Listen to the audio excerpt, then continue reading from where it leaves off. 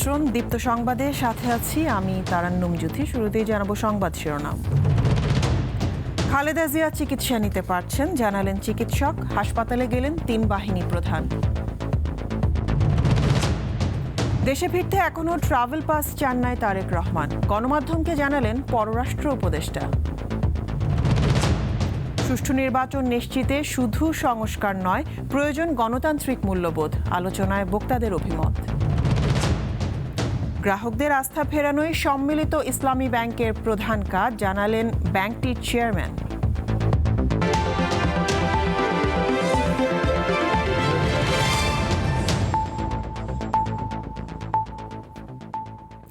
রাজধানীর ever care হাসপাতালে ভর্তি বেগম খালেদা জিয়া চিকিৎসা নিতে পারছেন বলে জানিয়েছেন তার ব্যক্তিগত চিকিৎসক ও বিএনপির স্থায়ী কমিটির সদস্য AZM জাহিদ হোসেন।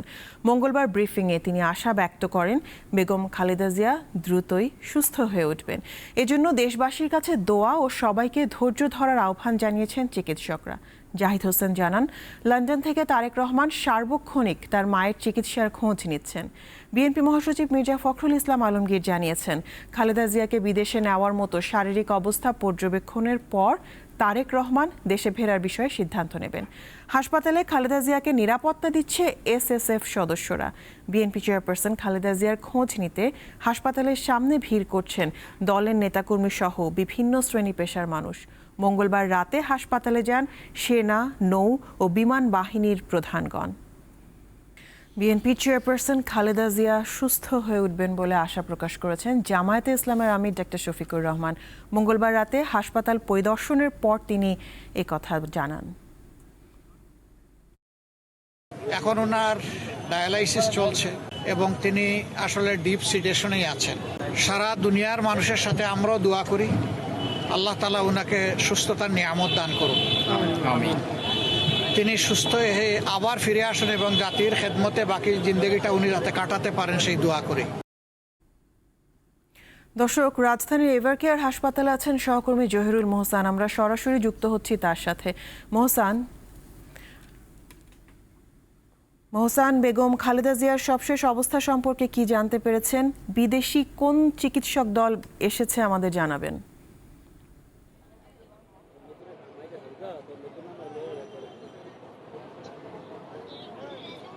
যদি বেগম খালেদা জিয়ার শারীরিক অবস্থা আসলে আগের মতোই, এখন তার শারীরিক অবস্থার কোনো নতুন কোনো আপডেট আসলে এখন পর্যন্ত পাওয়া যায়নি। তো আমরা এখনও রয়েছি রাজধানীর বসুন্ধরা এভার কেয়ার হাসপাতালের সামনে। এইখানে দিনভরই আসলে অনেক গুরুত্বপূর্ণ ব্যক্তিরা এখানে এসেছেন। রাত 9টার কিছুটা আগে সেনাপ্রধান বেগম খালেদা জিয়ার শারীরিক খোঁজ খবর নিতে এখানে আসেন। এরপরে নৌবাহিনীর প্রধান এবং পরেই আসলে বিমান বাহিনীর প্রধান, 3 বাহিনীর প্রধান একে একে এসে সাবেক প্রধানমন্ত্রী এবং বিএনপি চেয়ারপারসন বেগম খালেদা জিয়ার খবর নিয়েছেন। এবং আমরা দেখেছি যে এইখানে খালেদা জিয়ার শারীরিক অবস্থা জানার জন্য এরপরে আসলে জামাতে ইসলামীর আমির ডক্টর শফিকুর রহমান এসেছিলেন। তিনি জানিয়েছেন যে কিছুক্ষণ আগে আসলে তিনি জাস্ট 30 মিনিট আগে আসলে তিনি এসেছেন এবং তিনি দেখে এসেছেন এবং তিনি জানিয়েছেন যে বর্তমানে বেগম খালেদা জিয়ার ডায়ালিসিস চলছে এবং তিনি আসলে ডিপ সিচুয়েশনে রয়েছেন এবং তিনি দোয়া প্রত্যাশা করেছেন এবং তিনি নিজেও দোয়া করেছেন বলে জানিয়েছেন এবং দেশবাসীর কাছেও তিনিও দোয়া চেয়েছেন। এবং তিনি বলছেন যে বেগম খালেদা জিয়া এর আগেও বেশ কয়েকবার যতবার এভার কেয়ার হাসপাতালে এসেছেন তিনি সুস্থ হয়ে কিন্তু বাসায় ফিরেছেন, এবারও তিনি ফিরে যাবেন বলে প্রত্যাশা করেছেন। এছাড়া আমরা দিনভর দেখেছি যে এভার কেয়ারকে কেন্দ্র করে এখানে নিরাপত্তা জোরদার করা হয়েছে। এভার কেয়ারের সামনে যে সড়ক রয়েছে সেই সড়ক কিন্তু ব্যারিকেড দিয়ে আসলে বন্ধ করে রাখা হয়েছে এবং এখানে প্রচুর নেতাকর্মী ভিড় করছে। বিএনপির বিভিন্ন অঞ্চল থেকে নেতাকর্মীরা এখানে এসেছেন এবং তারা ভিড় করছেন। আমরা অনেককে আসলে এখানে এসে কান্নাকাটি করতেও দেখছি যে সবাই আসলে বিএনপি চেয়ারপারসন বেগম খালেদা জিয়া যাতে ফিরে আসেন এবং তার সুস্থতা কামনাই আসলে সবাই করেছেন। এছাড়া আমরা এর সন্ধ্যায় বিএনপি চেয়ারপারসনের উপদেষ্টা জয়নুল আবেদিন ফারুক এসেছিলেন এবং তিনি জানিয়েছেন যে বেগম খালেদা জিয়াকে তিনি দেখেছেন, তবে শারীরিক কোনো তথ্য উনি আসলে আমাদেরকে দিতে পারেননি। এবং এছাড়া আমরা আরেকটি তথ্য পেয়েছি, সেটা হচ্ছে আগামীকাল আসলে যুক্তরাজ্য থেকে এবং চীন থেকে দুইটি বিশেষজ্ঞ চিকিৎসকদের টিম আসার কথা। সকালে যুক্তরাজ্য এবং রাতে আসলে চীন থেকে দুইটি বিশেষজ্ঞ চিকিৎসক টিম আসবেন এবং তারা বেগম খালেদা জিয়ার শারীরিক অবস্থা বিশ্লেষণ করে সিদ্ধান্ত নেবেন আসলে তাকে বিদেশে নেওয়ার মতো পরিস্থিতি রয়েছে কিনা। এরপরই আসলে বিএনপির পক্ষ থেকে বা তারা আসলে জানাবে যে আসলে খালেদা জিয়াকে বিদেশে নেওয়ার সেই পরিস্থিতি এখন রয়েছে কিনা। যদি এই ছিল আসলে এবারকের সামনে থেকে সর্বশেষ। মোহসান, আমাদের সাথে যুক্ত হওয়ার জন্য আপনাকে অনেক ধন্যবাদ। বিএনপি চেয়ারপারসন ও সাবেক প্রধানমন্ত্রী খালেদা জিয়াকে চিকিৎসার জন্য বিদেশ পাঠাতে চাইলে সরকার প্রয়োজনীয় সহায়তা দিবে বলে জানিয়েছেন পররাষ্ট্র উপদেষ্টা তৌহিদ হোসেন। মঙ্গলবার তিনি জানান, দেশে ফেরার জন্য এখনও ট্রাভেল পাস চেয়ে আবেদন করেননি তারেক রহমান। আর স্বরাষ্ট্র উপদেষ্টা জানান, দেশে কারো নিরাপত্তা নিয়েই শঙ্কা নেই। জীবন মৃত্যুর সন্ধিক্ষণে রয়েছেন বিএনপি চেয়ারপারসন খালেদা জিয়া। রাজধানীর একটি হাসপাতালে নিবিড় পর্যবেক্ষণে রয়েছেন সাবেক এই প্রধানমন্ত্রী। এমন বাস্তবতায় দলের ভারপ্রাপ্ত নেতা তারেক রহমান লন্ডনে অবস্থান করছেন। মায়ের অসুস্থতার এমন সংকটে তাঁর দেশে ফেরা নিয়ে গুঞ্জন ও অপতথ্যে সয়লাব সামাজিক যোগাযোগ মাধ্যম। তবে পররাষ্ট্র উপদেষ্টা মঙ্গলবার জানিয়েছেন, এখনও তারেক রহমানের ফেরার বিষয়ে অবগত নয় সরকার। আর খালেদা জিয়ার বিদেশে চিকিৎসার জন্য যাবতীয় প্রস্তুতি রয়েছে সরকারের। না, ট্রাভেল পাস উনি চাইলেই ইস্যু হবে। আমার জানার মতো এখনো চান নাই। ওনার কাছে কোনো পাসপোর্ট আছে স্যার? এটা বলতে পারবো না আমি। আর বেগম জিয়াকে বিদেশ নেওয়ার বিষয়ে কোনো আলোচনা আপনাদের? না, ওটার প্রস্তুতি আছে। যদি প্রয়োজন ডাক্তাররা বললে তখন তো নিয়ে যাওয়া হবে। কতক্ষণ সময় লাগতে পারে আপনাদের কনফার্ম করতে এটা? না, এটা তো আমরা কনফার্ম হবো না। এটা তো ওই ওনার আত্মীয় স্বজন এবং পার্টির লোকেরা কনফার্ম করবে বাইরে নিয়ে যাওয়া হচ্ছে কিনা। অ্যারেঞ্জমেন্ট আছে। তার মানে তারেক রহমানের আসা নিয়ে কোনো সুনির্দিষ্ট তথ্য নাই? না, কোনো। এদিকে সচিবালয়ে স্বরাষ্ট্র উপদেষ্টা জানিয়েছেন, তারেক রহমানের নিরাপত্তা বিষয়ে বিশেষভাবে যা দরকার তার ব্যবস্থা রয়েছে সরকারের। স্বরাষ্ট্র মন্ত্রণালয় সবার জন্য প্রস্তুত আছে এবং স্পেশালি যাদের জন্য দরকার তাদের জন্য স্পেশাল যেটা দেওয়ার দরকার ওইটার জন্য আমরা প্রস্তুত আছি। খালেদা জিয়াকে ভিভিআইপি ঘোষণার সিদ্ধান্ত কার্যকর করতে সকল সংস্থাকে নির্দেশ দিয়েছে উপদেষ্টা পরিষদ। মঙ্গলবার দুপুরে রাষ্ট্রীয় অতিথি ভবন যমুনায় অনুষ্ঠিত উপদেষ্টা পরিষদের বৈঠকে এমন সিদ্ধান্ত নেওয়া হয়। মর্যাদা বিবেচনায় তাকে রাষ্ট্রের অতি গুরুত্বপূর্ণ ব্যক্তি ভিভিআইপি ঘোষণা করার সিদ্ধান্ত নেওয়া হয়। রুবায়েত হাসান, দীপ্ত সংবাদ, ঢাকা। শুধু সংস্কারের মাধ্যমে সুষ্ঠু ও নিরপেক্ষ নির্বাচন নিশ্চিত হবে না। এজন্য গণতান্ত্রিক মূল্যবোধ চর্চার পাশাপাশি রাজনৈতিক সংস্কৃতির আমূল পরিবর্তন প্রয়োজন। জাতীয় সংসদ কার্যকর করতে থাকতে হবে শক্তিশালী বিরোধী দল। মঙ্গলবার সুশাসনের জন্য নাগরিক আয়োজিত আলোচনায় এসব কথা বলেন বক্তারা। আগামী নির্বাচনটা আমাদের জন্য মঙ্গলবার রাজধানীর সিরডাপ মিলনায়তনে সুজন আয়োজিত সুষ্ঠু নির্বাচন ও গণতান্ত্রিক উত্তরণ নাগরিক ভাবনা শীর্ষক গোলটেবিল বৈঠক হয়। এতে বক্তারা বলেন, কয়েকটি কারণে অতীতে বিতর্কিত নির্বাচন হয়েছে। এর মধ্যে আছে সরকারের পক্ষপাতদুষ্ট আচরণ, অর্থ ও পেশিশক্তির প্রভাব এবং নির্বাচন কমিশনের ব্যর্থতা। সুষ্ঠু নির্বাচন ও টেকসই গণতান্ত্রিক উত্তরণে আইনি, প্রাতিষ্ঠানিক ও কাঠামোগত সংস্কারের বিকল্প নেই বলে মত দেন তারা। গুরুত্ব দেন নির্বাচন সংশ্লিষ্টদের স্বচ্ছতা ও জবাবদিহি নিশ্চিতের। আমরা যদি গণতন্ত্র উত্তরণ ঘটতে চাই তাহলে আমাদের নির্বাচনকালীন একটা নিরপেক্ষ সরকার দরকার, অন্তত সাময়িকভাবে, যে best democracy money can buy. তো এটা যদি উত্তরণ না ঘটে, সংস্কার করলেও আমরা কিন্তু যে সুষ্ঠু নির্বাচন করতে পারলেও গণতান্ত্রিক উত্তরণ ঘটার সম্ভাবনা খুব ক্ষীণ। জনগণই যথেষ্ট, আমার আর তো কিছু লাগে না, কিন্তু জনগণকে সেই সুযোগটা দিতে হবে। সেটার একটা অবশ্যই একটা তত্ত্বাবধায়ক সরকার বা অন্য কিছু, টাকা এবং লাঠির খেলা, এই তিনটা জিনিস যদি আমরা নিয়ন্ত্রণ করতে পারি, জনগণ যথেষ্ট, সেই সামাল দেবে। সুষ্ঠু নির্বাচন হলেই হবে না, থাকতে হবে শক্তিশালী বিরোধী দল, নইলে সংসদ অকার্যকর হয়ে পড়বে বলে মত দেন নির্বাচন বিশেষজ্ঞরা। আমরা যদি টোটাল প্রক্রিয়াটাকে সিসিটিভি ক্যামেরার আওতায় আনতে পারি, যে লাঠিয়াল দমনটা 90% দমন হয়ে যাবে, যে এলইডি টিভি দিয়ে আপনি বাইরে সব কিছু স্বচ্ছ করে দিয়ে দেন, মানুষ দেখতে পাবে, কেউ কোনোদিন এটা নিয়ে আর কোনো প্রশ্ন করবে না। আসলে সুষ্ঠু নির্বাচন হলেই হয় না, সুষ্ঠু নির্বাচন হওয়ার পরে যে সংসদ গঠন হয় সেখানে কিন্তু খুব শক্তিশালী বিরোধী একটা পক্ষ থাকা দরকার। শক্তিশালী বিরোধী দল যদি সংসদে না থাকে, যে কোনো সংসদে অকার্যকর হয়। বৈঠকে নানা শ্রেণী পেশা ও নাগরিক সমাজের প্রতিনিধিরা অংশ নেন। প্রত্যক্ষ নির্বাচনের মাধ্যমে হোক। দিলশা দানি, দীপ্ত সংবাদ, ঢাকা। সহিংসতা ও সুষ্ঠু নির্বাচন না হওয়ার আশঙ্কায় বিগত নির্বাচনগুলোতে ভোট দেয়নি অনেক ভোটার। এসব ভোটারকে কেন্দ্রে আনাই নির্বাচনের বড় চ্যালেঞ্জ বলে মন্তব্য করেছেন ইউরোপীয় ইউনিয়নের রাষ্ট্রদূত মাইকেল মিলার। মঙ্গলবার আগারগাঁও নির্বাচন ভবনে প্রধান নির্বাচন কমিশনারের সাথে বৈঠক শেষে এই মন্তব্য করেন তিনি। মাইকেল মিলার বলেন, বাংলাদেশে সুষ্ঠু ও অংশগ্রহণমূলক নির্বাচন দেখতে চায় ইইউ। জাতীয় নির্বাচন ও গণভোটের চ্যালেঞ্জ মোকাবেলায় ইসিকে কারিগরি সহায়তা দেবে তারা। 2026 নির্বাচনে ইইউ বড় একটি পর্যবেক্ষক দল পাঠাচ্ছে বলেও জানান তিনি। A generation of citizens who did not take part in previous polls. এবার অনেক ভোটার প্রথমবারের মতো ভোট দেবেন। নির্বাচন সুষ্ঠু না হওয়া বা সহিংসতার আশঙ্কা করে আগে অনেকেই ভোট দেননি। প্রায় পুরো একটি প্রজন্ম কখনো ভোট দেয়নি। তাদের ভোটে আনা চ্যালেঞ্জ হবে। বাংলাদেশে অবাধ, সুষ্ঠু ও গ্রহণযোগ্য নির্বাচনের ব্যাপারে ইউরোপীয় ইউনিয়ন আশাবাদী। And maybe more who have never cast their vote. That will be a challenge. ইসলামপন্থীদের সংসদে পাঠানো হলে দেশে অনিয়ম দুর্নীতি থাকবে না বলে দাবি করেছেন সমমনা 8টি ইসলামী দলের নেতারা। মঙ্গলবার বরিশাল বেলস পার্ক মাঠে অনুষ্ঠিত বিভাগীয় সমাবেশে তারা এই কথা বলেন। নেতারা বলেন, চাঁদাবাজদের জায়গা বাংলাদেশে হবে না। বক্তারা জানান, বাংলার মানুষকে নিয়ে আর ছিনিমিনি খেলতে দেয়া হবে না। সমাবেশে সভাপতি জামায়াতের নায়েবে আমির মুজিবুর রহমান বলেন, 8 দল আগামীতে আরও বড় হবে। সমাবেশে 8 দলের স্থানীয় ও কেন্দ্রীয় নেতারা বক্তৃতা করেন।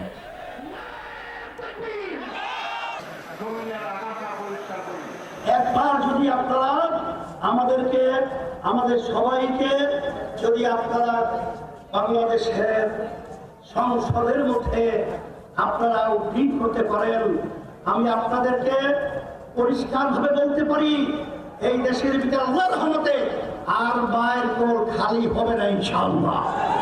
আর চাঁদাবাজি থাকবে না, আর গুন্ডা থাকবে না, আর এরকম অবিচার এই বাংলাদেশের মধ্যে থাকবে না ইনশাআল্লাহ।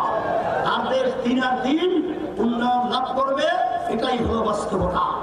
আগামী নির্বাচন যে আসবে, এই নির্বাচনে যারা অতীতভাবে অন্যায় কাজ করেছে তাদের কি অংশগ্রহণ করা উচিত?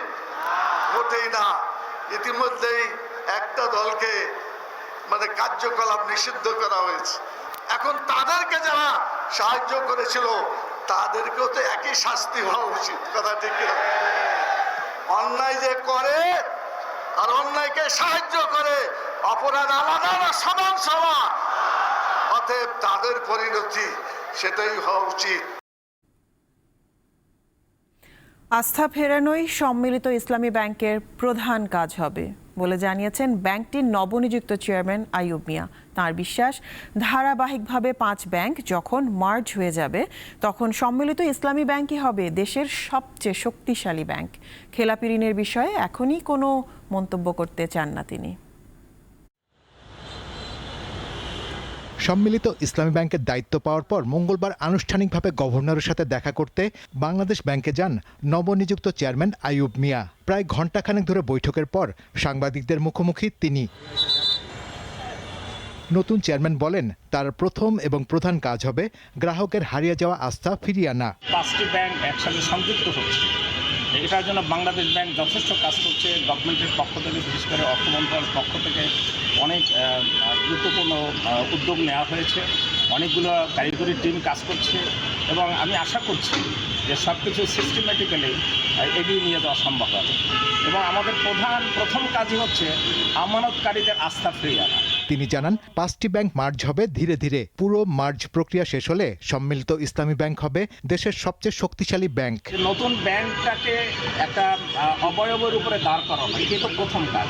দ্বিতীয় কাজ হচ্ছে যে আইন কানুন বিধিবিধানের আওতায় যে 5টি ব্যাংকের সাথে সম্পৃক্ত করা হচ্ছে সেটাকে এর মধ্যে কীভাবে মার্জ করা যায় অত্যন্ত সুন্দরভাবে সেই চেষ্টাটা আমি করব। কেন্দ্রীয় ব্যাংকের হিসাব অনুযায়ী মার্জ হতে যাওয়া ইসলামী 5 ব্যাংকের সম্মিলিত আমানতের পরিমাণ 1,52,000 কোটি টাকা। বিপরীতে ঋণ ছাড়িয়ে গেছে 2 লাখ কোটি টাকার বেশি। বিপুল এই ঋণের বড় অংশই খেলাপি। গ্লোবাল, ইউনিয়ন ও ফার্স্ট সিকিউরিটি ইসলামী ব্যাংকের 92% বেশি ঋণ খেলাপি। তবে 5 ব্যাংক হিসেব করলে তা দাঁড়ায় 77%। বিপুল এই খেলাপি ঋণ কিভাবে উদ্ধার করবেন সে বিষয়ে স্পষ্ট করে কিছু বলেননি সম্মিলিত ইসলামী ব্যাংকের নতুন চেয়ারম্যান। শাহরিয়ার ইমন, দীপ্ত সংবাদ, ঢাকা।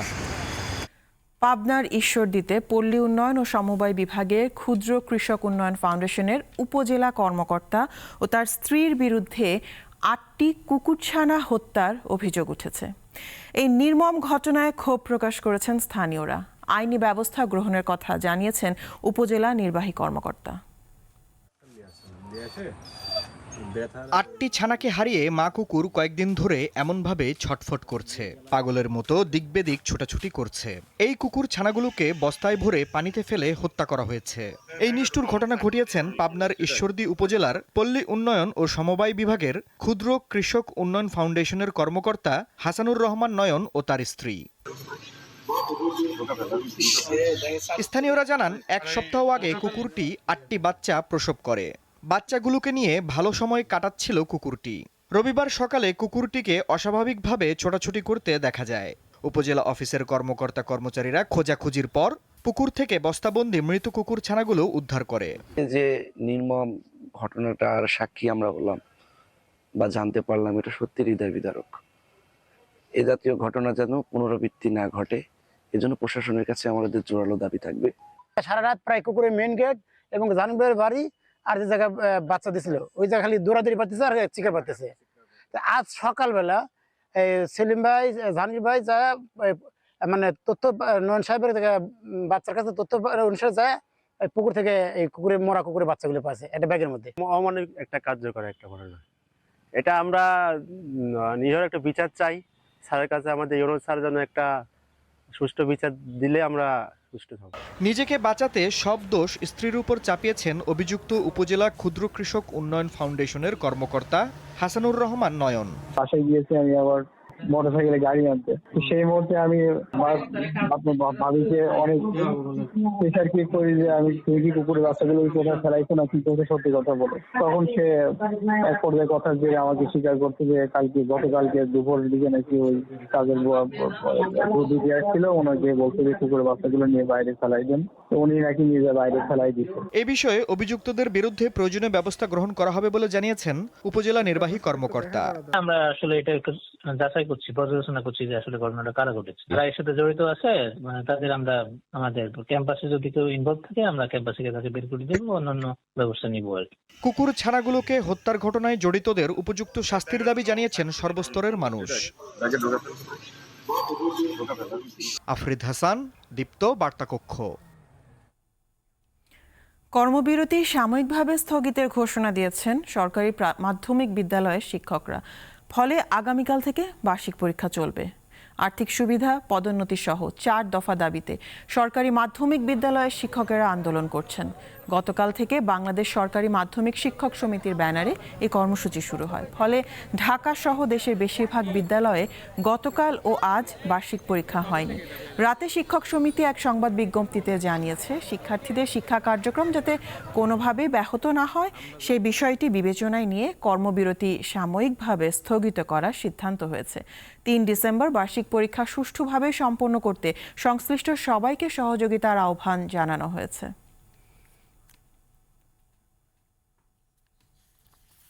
মাদারীপুরের শিবচরে ঢাকা ভাঙা এক্সপ্রেসওয়েতে বাস ট্রাকের সংঘর্ষে 3 জন নিহত হয়েছে। এ ঘটনায় আহত হয়েছে অন্তত 15 জন। শিবচর হাইওয়ে থানার ভারপ্রাপ্ত কর্মকর্তা জানান, শিবচরের আরিয়াল খাঁ নদের সেতুর উপর একটি ট্রাকের সঙ্গে যাত্রীবাহী বাসের সংঘর্ষ হয়। এতে ঘটনাস্থলেই 1 জনের মৃত্যু হয়। হাসপাতালে নেয়ার পর আরও 2 জন মারা যান। এদিকে মাগুরার শ্রীপুর উপজেলার সড়ক দুর্ঘটনায় হাবিবুর রহমান নামে এক স্কুল ছাত্র নিহত হয়েছে। সকাল 11টার দিকে আমলসার ইউনিয়নের বিলসুনাই চরপাড়া নতুন মসজিদের সামনে এই দুর্ঘটনা ঘটে।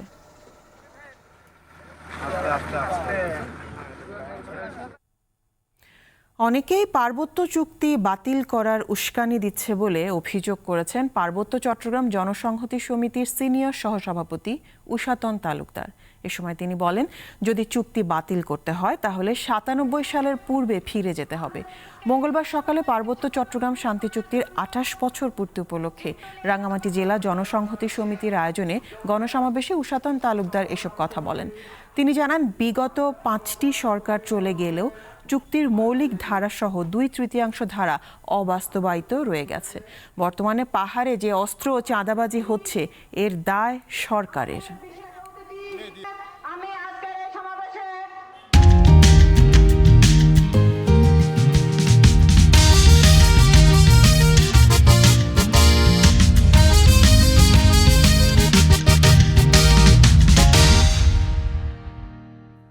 ২ ডিসেম্বর ১৯৭১। এদিন ব্রাহ্মণবাড়িয়ার আখাউড়া সেক্টরে মুক্তিবাহিনী ৩ দিক থেকে আক্রমণ করলে হানাদার পাকিস্তানি বাহিনী আজমপুর রেলওয়ে স্টেশন ছেড়ে পালিয়ে যায়। কিন্তু পর মুহূর্তেই পাকিস্তানি সৈন্যরা মুক্তিবাহিনীর ওপর পাল্টা আক্রমণ করে। তখন আখাউড়া রেল স্টেশনে প্রচণ্ড সম্মুখ যুদ্ধ হয়। পাকিস্তানিরা এই যুদ্ধে ট্যাঙ্ক ব্যবহার করে। ৩ দিনের যুদ্ধে কসবা থেকে মুকুন্দপুর আর আখাউড়া থেকে উজাননিশা পর্যন্ত মুক্তিবাহিনী পাকিস্তানিদের ধরাশয়ী করে ফেলে। কুমিল্লা সিলেট সিএনবি রোডের সংযোগ মুক্তিযোদ্ধারা বিচ্ছিন্ন করে দেয় এবং চট্টগ্রাম কুমিল্লা ঢাকা রেল যোগাযোগ সম্পূর্ণ বিচ্ছিন্ন হয়ে যায়। এছাড়া সিলেটের গুরুত্বপূর্ণ শমশেরনগর বিমানবন্দর মুক্তিবাহিনীর দখলে চলে যায়। এদিন চট্টগ্রামে মুক্তিবাহিনী উত্তরে ফটিকছড়ি ও রাউজান থানা এবং দক্ষিণে আনোয়ারার অধিকাংশ স্থান তাদের নিয়ন্ত্রণে আনতে সক্ষম হয়। পাকিস্তানের সাবেক প্রধানমন্ত্রী ইমরান খানের সঙ্গে অবশেষে সাক্ষাৎ করতে দেওয়া হয়েছে তার পরিবারকে। স্থানীয় সময় মঙ্গলবার রাওয়ালপিন্ডির আদিয়ালা কারাগারে ইমরানের সঙ্গে দেখা করেন তার বোন উজমা খান। কারাগারে ইমরানের সাথে প্রায় ৩০ মিনিট কথা বলেন উজমা। পরে তিনি সাংবাদিকদের জানান, ইমরান খানের স্বাস্থ্য পুরোপুরি ভালো আছে, তবে সারাক্ষণ আটকে রাখায় তিনি খুবই রেগে আছেন। ইমরান খানের সঠিক অবস্থা জানানোর দাবিতে তার দল পাকিস্তান তেহরিকে ইনসাফ রাওয়ালপিন্ডিতে মঙ্গলবার বিক্ষোভ কর্মসূচি ঘোষণা করেছিল। তবে এরপরই সেখানে ১৪৪ ধারা জারি করে স্থানীয় প্রশাসন। ঝড়, ভারী বর্ষণ ও ভূমিধসে ইন্দোনেশিয়া, শ্রীলঙ্কা ও থাইল্যান্ড এবং মালয়েশিয়ায় নিহতের সংখ্যা বেড়ে ১১৪০ জন ছাড়িয়েছে। এখনও নিখোঁজ রয়েছে শত শত মানুষ। ইন্দোনেশিয়ায় এখন পর্যন্ত ৬০৪ জনের মৃত্যু হয়েছে। সড়ক যোগাযোগ বিচ্ছিন্ন হয়ে পড়ায় বেশ কয়েকটি গ্রামে পৌঁছাতে পারেননি উদ্ধারকর্মীরা। এদিকে শ্রীলঙ্কায় সাইক্লোন ডিটওয়ার কারণে সৃষ্ট বন্যা ও ভূমিধসে অন্তত ৩৬৬ জন নিহত এবং ৩৬৭ জন নিখোঁজ রয়েছেন। প্রেসিডেন্ট অনুরা কুমারা দিশানায়েক জানিয়েছেন, এটি শ্রীলঙ্কার ইতিহাসের সবচেয়ে বড় প্রাকৃতিক বিপর্যয়। অন্যদিকে থাইল্যান্ডের দক্ষিণাঞ্চলে বন্যায় মৃতের সংখ্যা বেড়ে হয়েছে কমপক্ষে ১৭৬। ভেনেজুয়েলার অভিযুক্ত মাদকবাহী নৌযানগুলোতে ফের হামলার অনুমোদন দিয়েছেন যুক্তরাষ্ট্রের নৌবাহিনীর একজন শীর্ষ কমান্ডার। হোয়াইট হাউসের পক্ষ থেকে এই তথ্য নিশ্চিত করা হয়। সোমবার হোয়াইট হাউসের প্রেস সেক্রেটারি ক্যারোলিন লেভিট জানান, প্রতিরক্ষামন্ত্রী পিট হেগসেথ হামলার এই অনুমোদন দিয়েছেন। এই খবরে উদ্বেগ জানিয়েছেন রিপাবলিকান ও ডেমোক্রেটিক উভয় দলের আইন প্রণেতাদের অনেকেই। হামলার ঘটনা কংগ্রেসের পক্ষ থেকে পর্যালোচনার প্রতিশ্রুতি দেওয়া হয়েছে। এদিকে এরই মধ্যে হামলা চালানো হয়েছে বলেও জানা গেছে।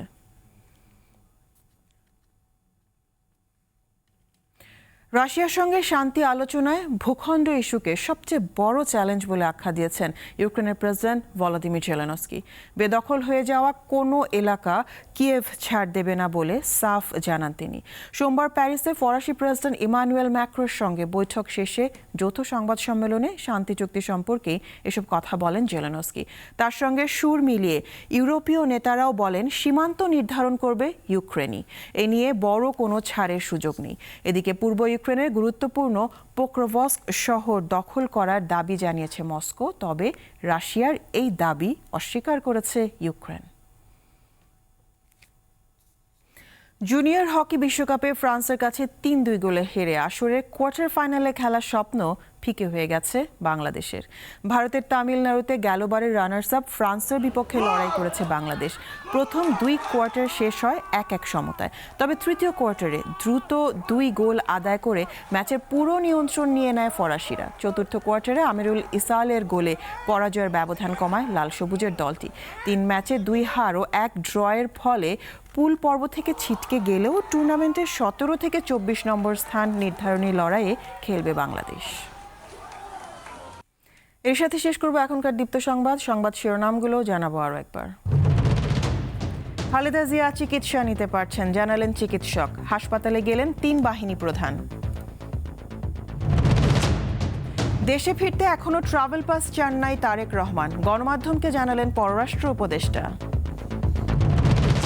সুষ্ঠু নির্বাচন নিশ্চিতে শুধু সংস্কার নয়, প্রয়োজন গণতান্ত্রিক মূল্যবোধ, আলোচনায় বক্তাদের অভিমত। গ্রাহকদের আস্থা ফেরানোই সম্মিলিত ইসলামী ব্যাংকের প্রধান কাজ, জানালেন ব্যাংকটির চেয়ারম্যান। এ ছিল এখনকার মতন। আমি তারান্নুম জুথি বিদায় নিচ্ছি। দর্শক, আরও তথ্য বিনোদনের সংবাদ জানতে যুক্ত থাকুন দীপ্ত টিভির ডিজিটাল প্ল্যাটফর্মগুলোতে। এতক্ষণ সাথে থাকার জন্য ধন্যবাদ সবাইকে।